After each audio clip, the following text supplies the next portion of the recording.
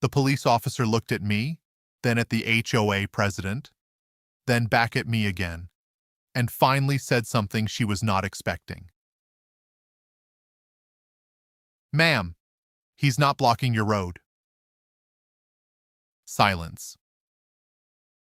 Because what she thought was her road was never hers to begin with. And by the time she realized it, it was already too late. I didn't buy the land, I inherited it. 840 acres, passed down from my grandfather. Do most people think inheritance is simple? A house, some money, maybe a small piece of land? This wasn't that. This was decades of untouched property, fields, forest, a lake, and one very important thing: a single access road. That road ran through the entire property, from the main highway straight into a neighborhood called Maple Ridge Estates. Nice homes, clean streets, HOA signs everywhere. At first, I didn't think much of it. Until I started going through the paperwork. That's when I found something interesting. The HOA didn't own the land. Not the roads, not the entrance, not even the ground under their houses.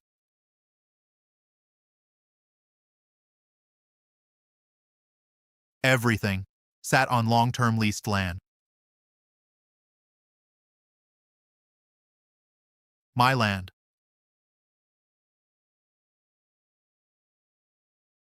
I read the documents 3 times to be sure, then called a lawyer.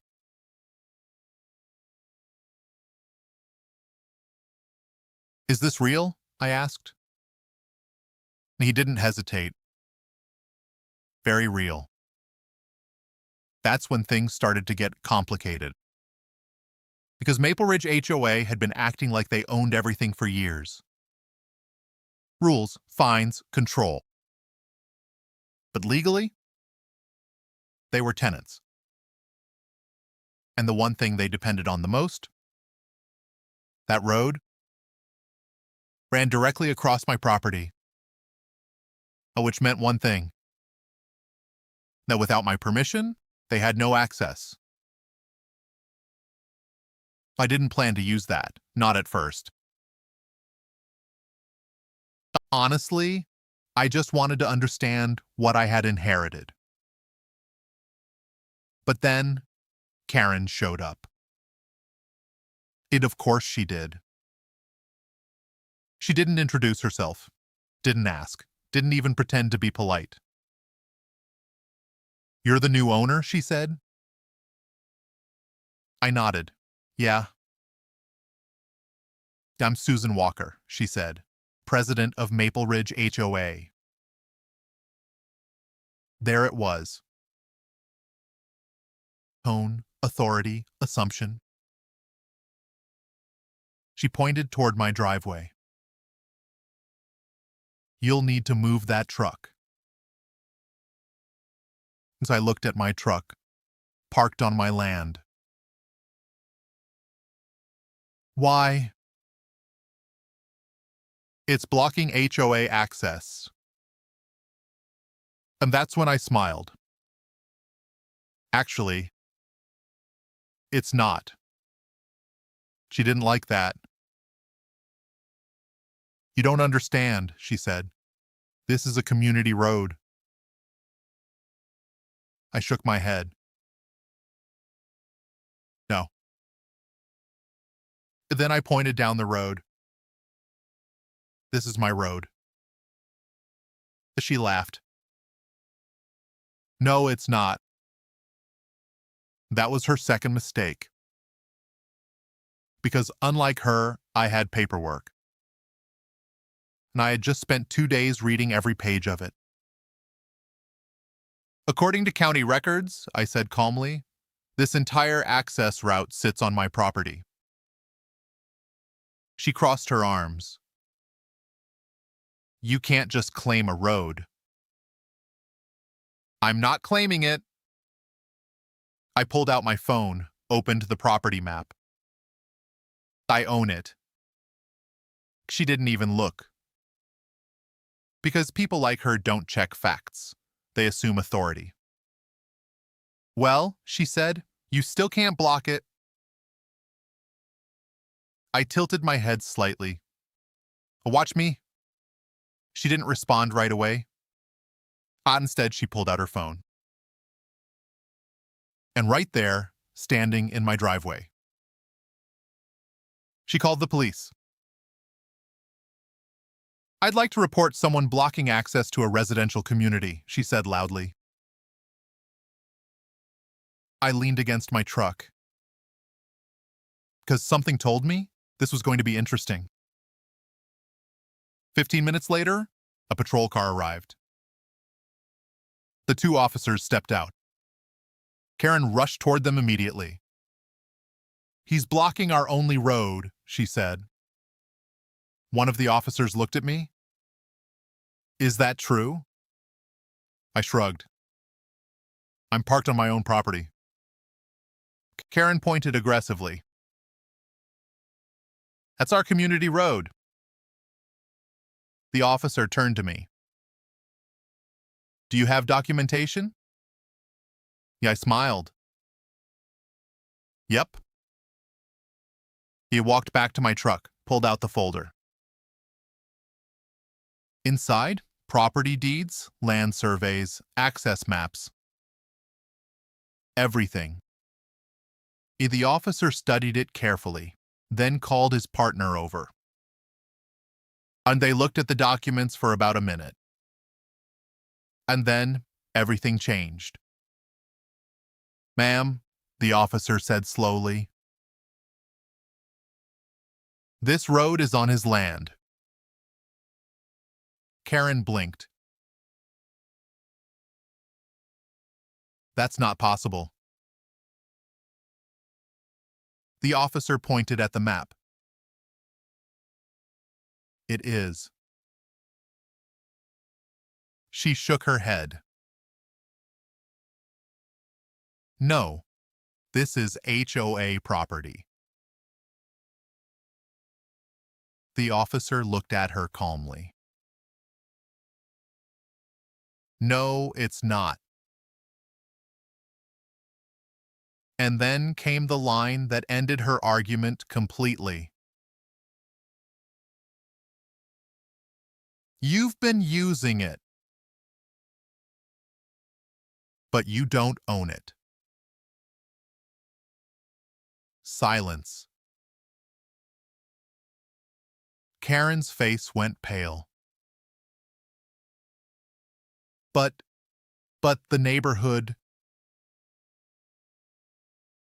Ma'am? The officer interrupted gently. This is a civil matter. That's when it hit her. Police couldn't help. Because there was no crime. Just a very expensive misunderstanding.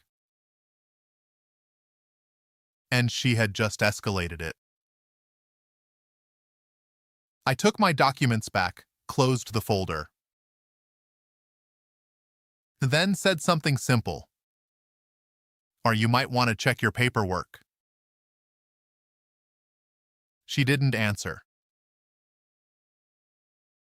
Because for the first time, she realized something was very, very wrong. And this was just the beginning. Because by the next day, the HOA board would discover something even worse.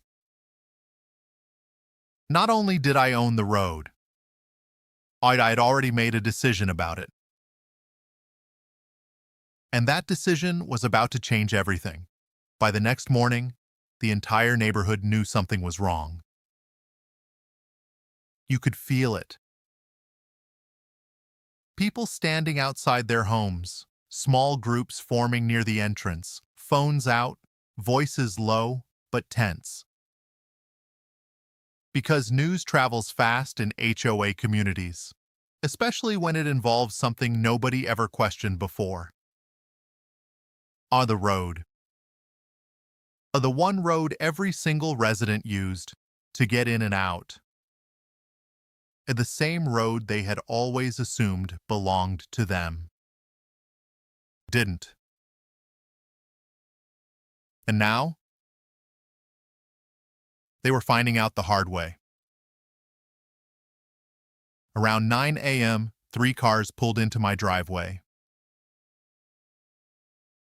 Karen, 2 other board members, and this time, they looked very different.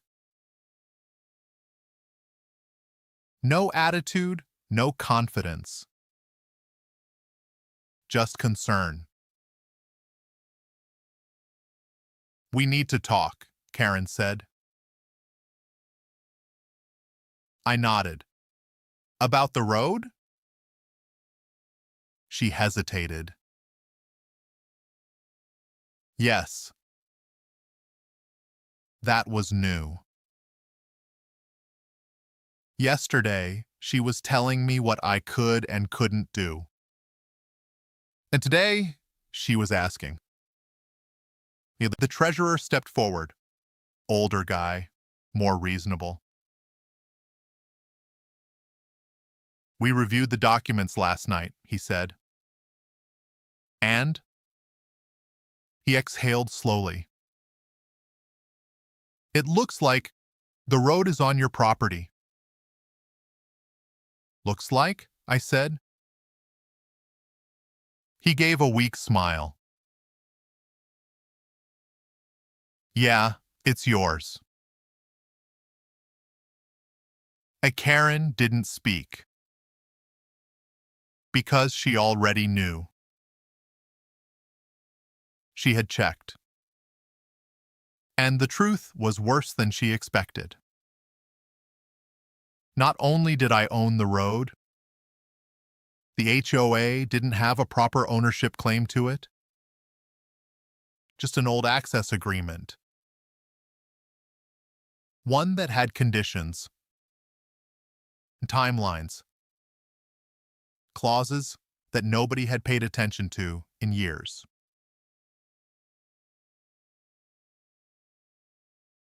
Until now. "So," I said, "what's the plan?" Karen straightened slightly, trying to regain control.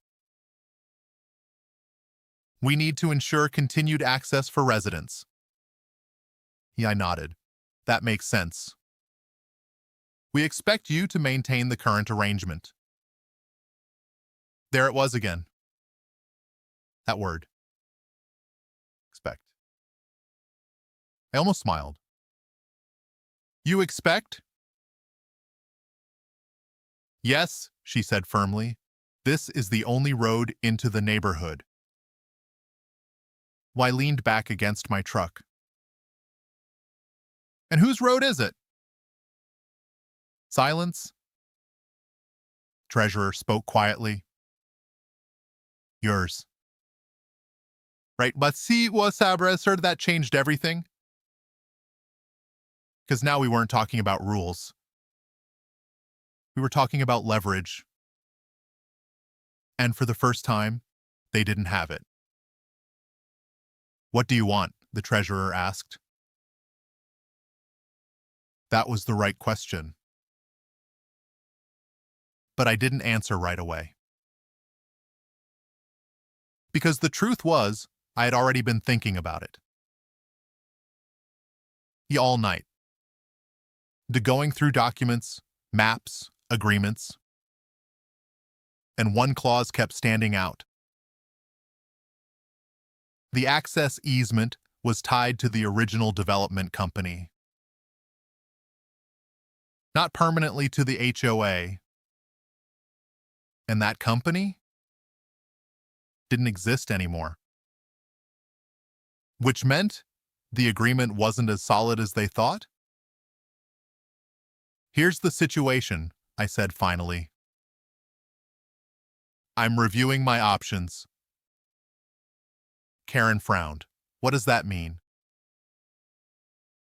It means I'm not committing to anything yet. You can't just cut off access. I raised an eyebrow. I haven't? But you could. Yeah. That word hit harder than anything else. Because now it was real. This wasn't hypothetical anymore. This was control. And it had just shifted. Treasurer spoke again. We're willing to negotiate. Good. Karen stepped forward quickly. But let's be clear. You can't sell or block a road that an entire community depends on. That's when I said something that changed everything. Actually, silence. Complete silence. Because they hadn't even considered that possibility. Selling the road. Not blocking it, not arguing. Just selling it. To someone else. Karen shook her head. No buyer would take that risk. I smiled slightly. You'd be surprised. Because there was one thing they didn't know yet. Had already spoken to someone. Developer. Plus, and he was very interested. But not in the houses, not in the HOA. But in the land around them. In the road? That was the key. Because whoever controlled that road controlled access.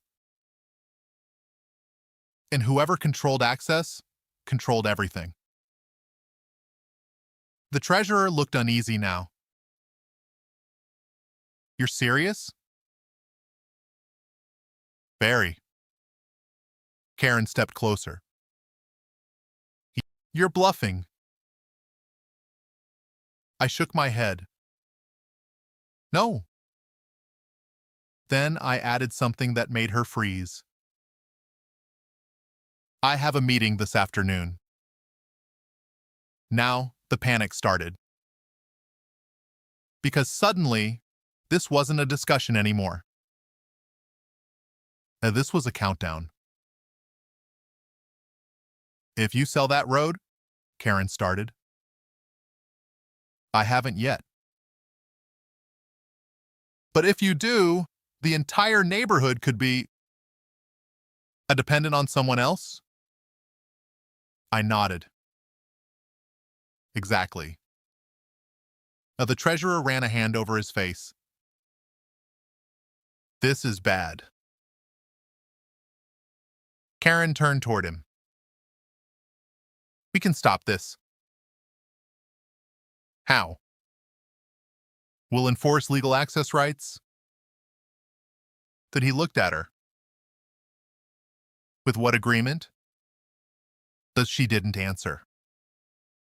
Because now the truth was clear. The HOA had been operating on assumptions.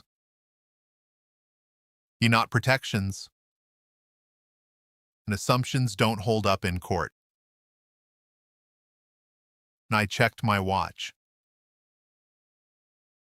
Like I said, I have a meeting. Karen stepped forward again. You need to delay that. I shook my head. No, I don't. And then I got into my truck. Because the conversation was over. Behind me, the HOA board stood frozen, watching the one thing they depended on most. slip completely out of their control. And by the end of that day, things were going to get even worse. Because when the residents found out, they weren't just losing control of the road. They were about to lose something much bigger. By the time I got back that evening, the entire neighborhood was already in panic mode. Cars were lined up near the entrance, people standing in groups, phones out, voices raised. Because the news had spread. Not just that I owned the road, but that I was thinking about selling it. And that changed everything. Because suddenly, this wasn't about HOA rules anymore. It was about access. Without access,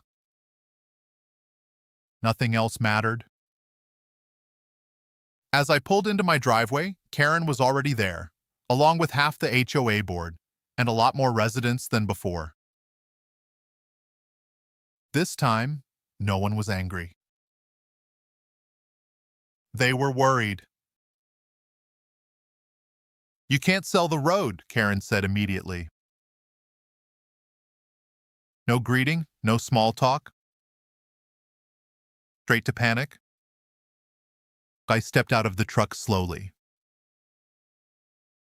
"Actually, I can." A murmur spread through the crowd. Because hearing it out loud made it real. The treasurer stepped forward again. "Let's talk about this." "All right. What would it take for you to keep the road as it is?" That was the question they should have asked from the beginning. But now, it came with pressure. Because they knew time wasn't on their side. I looked around at the crowd. Families, homeowners, people who had nothing to do with Karen's decisions, but were about to deal with the consequences. So I kept my voice calm. "You want stability?" "Yes," the treasurer said quickly. "Then you need to secure it." Karen frowned. "What does that mean?" "It means ownership." Silence. Because they hadn't considered that. They assumed access would always be there. But access without ownership is just permission. And permission can change. "You're saying we should buy the road?" the treasurer asked. I nodded. "That's one option." Karen shook her head. "The HOA doesn't have that kind of money." I raised an eyebrow. "But a developer does." That hit hard. Because now they understood the real risk. If I sold to a developer, everything could change. Access fees, restrictions, future construction. Things far worse than dealing with me. The crowd started talking louder now. "What happens if we lose access? Can they block us in? This should have been handled years ago." And just like that, the pressure shifted. Off me. And onto the HOA board. The vice president stepped forward. "Yeah, we need an emergency meeting." "Now," someone from the crowd added. Karen tried to regain control. "We already have procedures." No, the treasurer interrupted. We fix this now. That because he understood something Karen didn't. This wasn't about authority anymore. And this was about survival. Within an hour, the entire HOA was gathered in their clubhouse. Then voices raised, documents spread across tables, people arguing. And for the first time, Karen wasn't leading the conversation. She was defending herself. You escalated this, one resident said. You called the police. You fined him.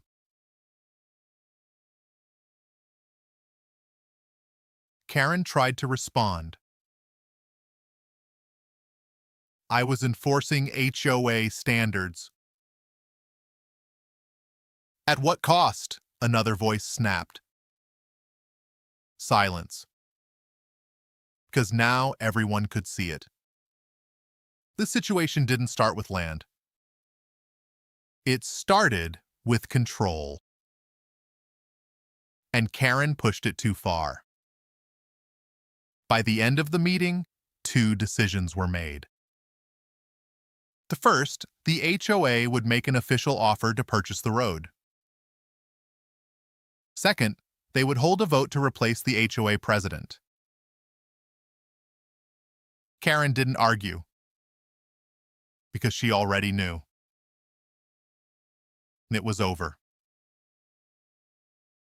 And the next morning, the treasurer came to my property alone. No Karen, no attitude. Just paperwork. We voted, he said. And we want to buy the road.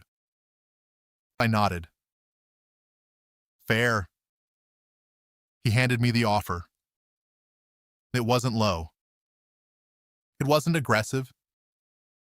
It was realistic. Because now they understood the value. Not just of land, but of access. I reviewed it carefully, then looked up. One condition. He nodded. Name it. The agreement includes permanent, clear access rights for residents. Of course! And no future HOA authority over the rest of my land. He smiled slightly. That part's easy. Then we shook hands. And just like that, the situation ended. When a few weeks later, the paperwork was finalized. The HOA officially owned the road. Residents had secured access. And for the first time, everything was clear.